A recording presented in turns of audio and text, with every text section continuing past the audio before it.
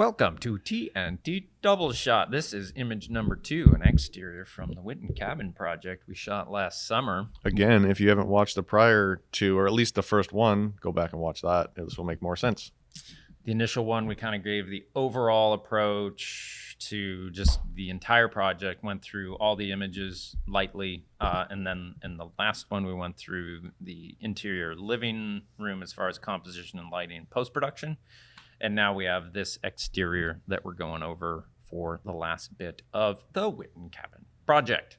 Now, so to start out with composition and lighting and everything that we did here, this will be a lot more on the post-production side of it because the shooting of exterior, night exteriors or dusk, twilight exteriors is pretty straightforward as far as the technical part of it. For me, something like this, when it comes to just the camera, I have it on a 3-shot. We shoot with a GFX 100 that has a huge dynamic range. I usually shoot with it on the 400 dynamic range setting, which essentially means that with each shot you have an additional essentially 400 of ISO on either end. So highlights and shadows get not washed out, but you have the detail there to be able to pull and push. So I do that, but then I'll do, a dark, medium, bright kind of bracket for that on the shutter speed. Sometimes I've done ISO brackets, but these I always do on a shutter speed bracket. We didn't have lifestyle in this. I wasn't looking to do this. If you want to do lifestyle in a dusk image, it's pretty complex because like this one I think was at 1/32 or something, and then so like the darker and brighter 1/8 32 millimeters and 400 ISO. With the GFX 100 shooting at 400 gives you the best. And f4, so you're not shooting like for everything in focus because you're leaving your foreground. Right. So this, I went to f4 because I wanted the foreground a little soft. And I shot this knowing that this client usually uses their images cropped a little bit. So we didn't overly do a vignette on this. I'd put a little bit more vignette on it if it was going to be used like this, but it would be used in more of a very extremely horizontal aspect ratio.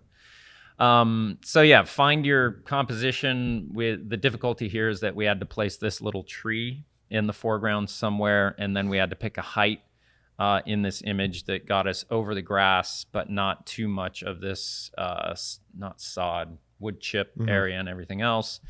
And again, with having it in post or in their use of it, it's going to be going more 16:9. I knew that this would get cut off a little bit in the bottom, but I still want to get an idea of the sky and everything up here. I know I probably did a vertical of this as well, just to have it, but it just wasn't one that was selected. So placing the tree between that big square window on the top left of the building, but then also being able to see the window wall going into the living room while seeing into the patio space at enough height to give you clearance over the grass, see a little, or the tall grass in the foreground, but then see a little bit of the yard grass in the middle ground, doing it at the right time to where this light behind is not completely blowing out, but not going dark. The lights inside, you can see in, but not to where there's this really, really contrasty experience, overly contrasty. And this would be a difficult one just because the exterior of the building's black, right? And a lot of it. So yeah, I think you shot this at like the perfect time of dusk where it's not. Thank you, Tim. It's you just don't get that like burning glow coming out the windows. Sometimes that really strong light coming out of the building can be kind of cool because you get these light pools on the grass and everything else. But to me, it starts to go a little bit of the Thomas Kincaid direction of like it's a cheap trick of like, well, anything's gonna look good like that. It's kind of so compositionally and lighting, the technicalities of all of that, there's a lot to consider that make the simple decisions be in the right spot. The color of the building, where you're placing things and all that. And then, but when it actually comes to capturing this, you just need to make sure everything inside is roughly styled how you had it when you shot the interior. and then the exterior's clean and everything's styled where you want it. The setup of the chairs on the patio and the one chair outside of the master bedroom over there were intentional, that we had those like they were when we shot them earlier. And we just didn't choose to have people in this because we didn't want to complicate it, because there was a lot of other dusk images that we wanted to capture here. Usually with dusk shots, does it work in a way that like you've walked the perimeter and shot stuff during the day, and so you, in the back of your mind, like, I'll be over here for that shot at dusk, then I might move over here, and you know what, kind of know ahead of time like where you want to be. A lot of times what we'll do is we'll arrive on site if we haven't scouted already, especially with a small project like this. Most of our scouting comes from just the client being on site and having a lot of cell phone photos and everything else, and then providing, location on Google Earth along with floor plan and site plan, so you get a really good idea of what you're getting into.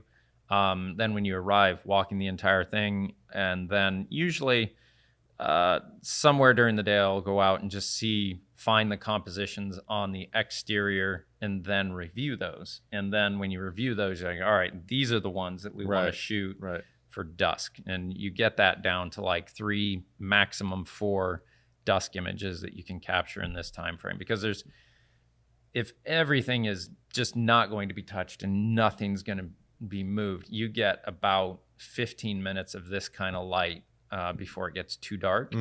And every time you set up, you're like, oh, but then you notice this, or then you notice that. Yeah. So it's just, even if you think it's going to be easy enough to just do the self timer and bracket 3 shots and move on, there's always something that pops up. So, and I don't really like how this tree blocks the window here and the chimney, but if we moved it over that way more, we completely block that. That's a hard thing to put in its right position. I think that's a good spot though, because it is the black part of that wall I don't think there's anything behind there. So so that's pretty much the composition side of it. You can see how dark we go, so Tim can pull from that highlight of the wall being washed by the interior lights inside there, and then the really bright thing, you can at least have the texture of the wood in the dark areas on the exterior, and maybe some of the darker parts of the forest if you want it.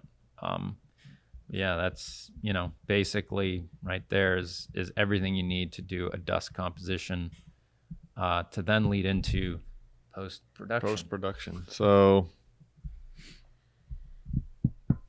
do you have any other questions about like what you do on site there that you think people I guess if I was an architecture photographer and I was thinking about how I would go about trying to find I don't know, they would say there's the hero shot. There's the one shot that sort of shows the home and its best light. This is more of a context shot. Okay. I wouldn't say hero shot on specifically just what is a hero what does a hero shot mean? And like, if you were relate it to this house, where would that be? Is this close to that? I think the hero shot is a little more the one where we shot straight into that wall and see the whole thing, or where we shot across this way looking out towards the lake, or where we were standing about in here shooting back towards the face of the building. Just the really, like, when you see it, it's like, man. This is more of an overall contextual shot that's kind of a combination of a little bit of hero shot of the building mixed with the overall setting. So you're thinking in the back of your mind, like, I want to get a hero shot, but I also want to show context, and so just making sure you cover all those bases. Right, and that's in large part influenced by the client, and because they have an idea of how this building relates to the site. That's extremely important, that they want to communicate, like why and where. And sometimes maybe that's not the case. Maybe they don't necessarily want to like highlight the site. So then maybe you're going in tighter and not showing as much of that. That's generally not as much the case, but could be. So all right, let's hop into Photoshop then. Alrighty, pull that up right here. All of a sudden, it's a little more vignetted and looks a little more juicy. Warmer, too. Nice. Okay, so are we looking at a base image here? This is a base image, yeah. And so you've pulled highlights and shadows on this a little bit. Yeah. And cropped it. It's cropped, Already it's more like in the lower third of the image. Yep. Instead of just like dead center, I feel like with a overall kind of shot like this, you want to ground it down a little bit. And so, and some of the bushes there, if you remember from the bracketed shot, there's this kind of messy tree down here on the left, so that's just cropped off, and then some off the top there, and brought it in a little closer too. Did you know that's the name of my barber I go to? What's the name? He's Russian. What's his name? Lidl off the top. Yeah. You did tell me that. Yes. Did he lead a little off the top? Just a Lidl. I'll have Lidl off the top today.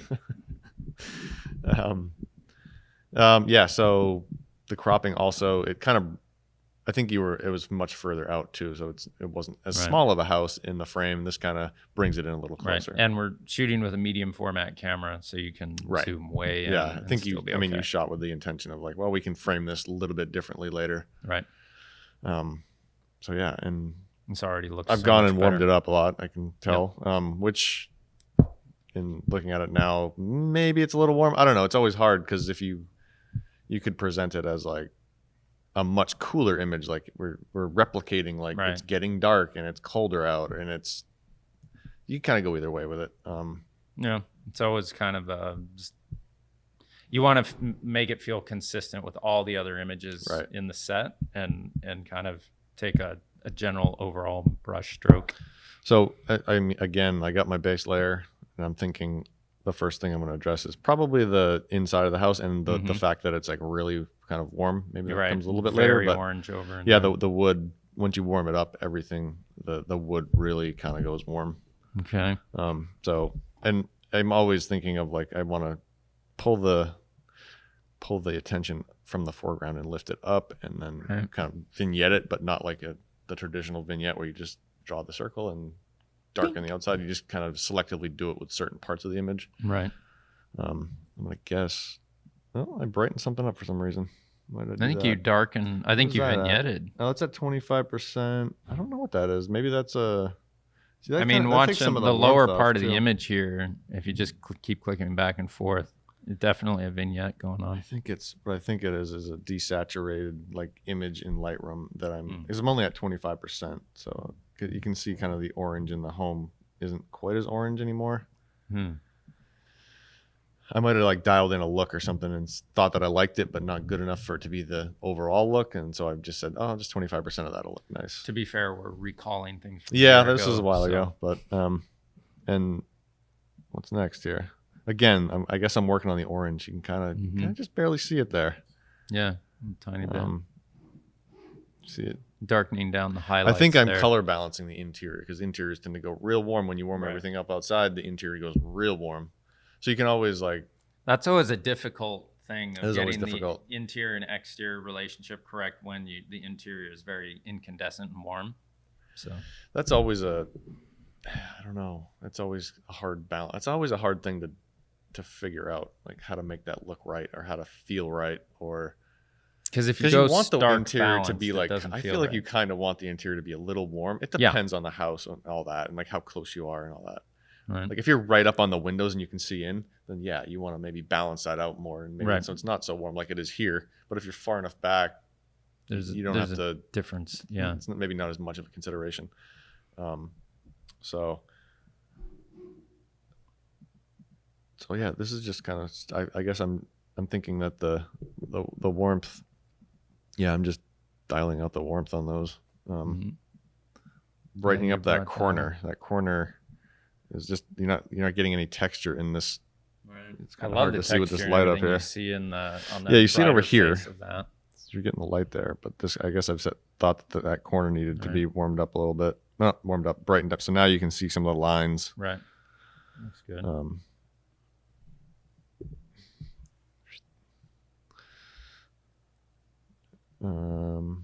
Yeah, so under retouching, I guess that was a pretty simple. I think with darkening the foreground and that's going to happen later with the adjustments. I don't need to use more of the bracketed. I think for this I probably just use the one bracketed image in the sequence. Maybe another one for the interior. I don't know. Yeah, it's enough that the interior and exterior were at same levels. And you can push and pull those Fuji files like quite far, and you can really get away with one image in a lot of cases. Not all cases, but Fuji needs to sponsor us. We're waiting for that email or phone call. Come on, Fuji. Or tweet that we don't check. And they need to fix their Wi-Fi in their camera. Yeah, that's always a sticking point. Everything we Canon got it good, but they didn't have a good enough medium format thing. They're working on it now. Really? No, I don't know. Hope so. Retouching. Let's see. Let's take a overall look. The pimple layer. What am I looking at when I do that? I don't know. Probably retouching. There's some things over here. This one tree right here, for some reason, bothers me. It just looks like it's just coming out of the house, because it's the same color as the chimney. And did some arborist I just took it out because it just bothered me. Yeah, that looks better without it. It felt weird. Yeah. Little that's foreground. That's like a professional call there. I feel like, there's these little, toggle them on and off again, what you got going on there? Yeah. Yeah, that bright layer in the foreground kind of. It's all about out the little bit of stuff going on over in the very right middle of frame. For me, it's all about just looking at the image over and what immediately catches my eye. Right. I'll always do that. And then for some reason, this little spot here. Right. I hope they can see the mouse. They must I be think able they're to. going to see everything on the screen, right? Yeah, it's just for whatever reason. It seems so insignificant, but just that little highlight spot, I'm like, oh, and so just taking that out. Yeah, I don't know. Nice. Kind of a fun little thing. Oh, it's so fun. Well, okay, so this was the grass layer. This is the grass layer. So I think we got some feedback after the initial pass that this needed to be converted into lawn. Mm-hmm.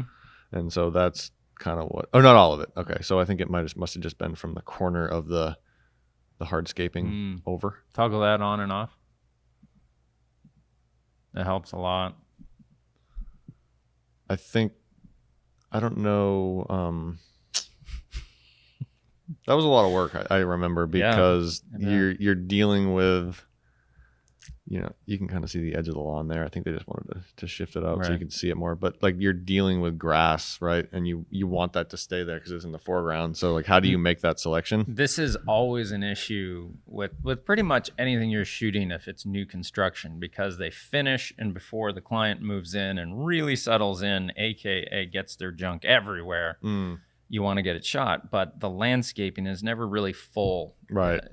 And it could be that that is how it's supposed to be, but you can't really read it as well, maybe because it's kind of hidden here. And so maybe by adding that, you can just read it better. Right. And so the challenge there was to do that, but also maintain this sort of foreground, the thin grass kind of coming up. Right. I think I spent a lot of time with that. Yeah. We could probably go into all that. It's quite a bit. That's just the grass. If we're just building it up, darkening, really just trying to match it to what's there. Right. And so this down here, I have a brush that's like a grass brush, basically. Grass brush. That you just sample the other grass and you can just kind of paint it in. How big is it? Is it a big thing that you... Yeah. Don't touch my grass brush. What's that little white triangle there? I don't know. What is that? Is that that's the seat there? Is. No, it's the. Oh, okay. There was this whole thing. Okay, so this thing's coming out. That's what that is. We haven't got that far yet, right? So it's completing because you can't. It's hidden there. Right. Right. It's the other portion of this that's on the other side of this bench. Gotcha. And when we take that out, something needs to be there. Right. And it's just copying this, I believe. Well, there we go. There we go. Better. Okay. I think it's just a little raised bed or something. So yeah, I think the grass. I probably spent quite a bit of time on that. And then when you make a move like that, that has to translate to the other images, right? So you have to think oh man, I have to replace grass. Obvious, and there were a couple other images I think where that had to be done, but this one I believe was the more challenging because of the foreground that you had to sort of maintain. Yeah, and it's not an easy selection. Blurry selection of grass coming up in front of the more crisp grass beyond. Yeah, and that's very difficult. You can't even make that selection. No, because the grass and the the wood chips are the same color, right? Yeah, you got to develop a set of brushes or something like that to paint it in yourself and create that yourself. It's not don't know. It's not just something you can select. Don't try and easily. do it unless you're highly talented like Tim. Too much credit. Too much. Let's see.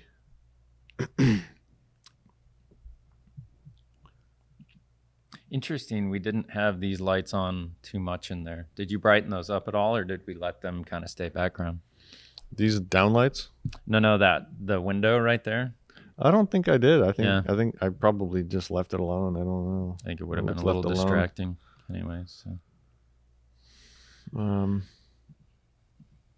don't even know what's going on here. I think these are all just little subtle moves. Oh, that's just some more yellow out of that window back there. You can see that. So, yeah, that looks better.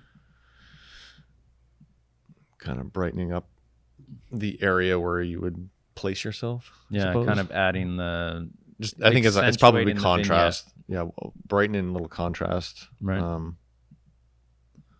That's another. I think probably another. I keep going back and removing some of the yellow, so it's in stages. Okay. Not just one big. Let's pull all the yellow out. It's like I probably do it, and I get to a point where I'm like, oh, this looks good. Then I'll keep working on it further, and like, oh, I need to pull more out. So there's a couple different instances where that's the case. Right. That looks better. Yeah, I decided that's dodging that a little down bright. A little bit. Yeah.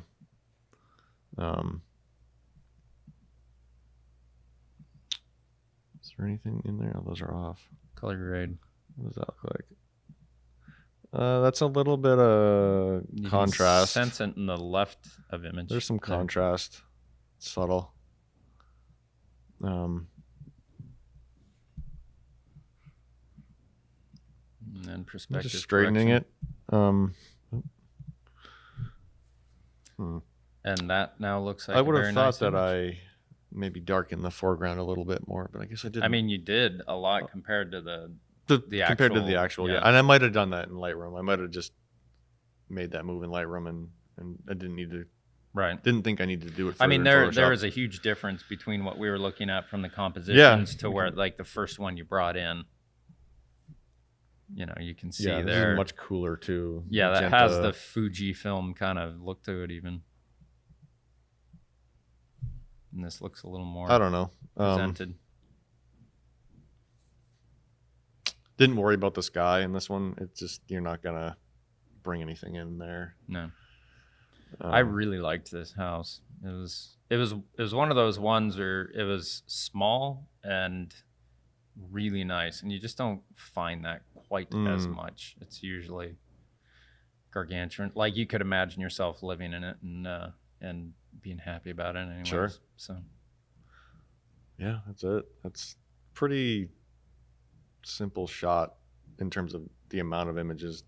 There were only 3, and the retouching.